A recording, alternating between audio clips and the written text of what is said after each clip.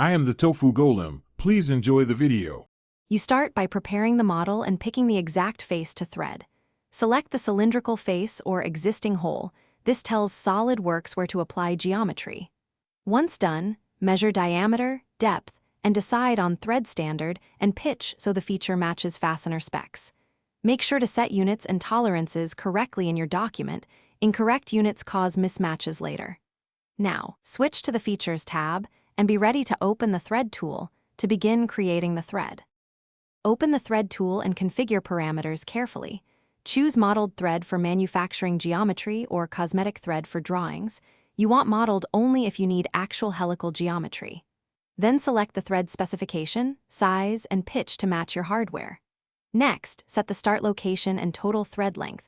Partial threads need clear start and direction.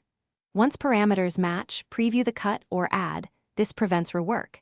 If you plan assemblies, check clearance and interference. After applying complete the operation by clicking OK and rebuilding. Then inspect the thread cross-section to verify crest and root geometry. Use section view and assembly interference check to confirm fit with mating parts, because visual inspection alone can miss collisions. If the thread fails to create or displays odd geometry, first check start position and length, then switch between modeled and cosmetic options or alter the profile class. A common fix is adjusting thread direction or ensuring the hole diameter matches. Thanks for watching. Consider subscribing if we helped you today.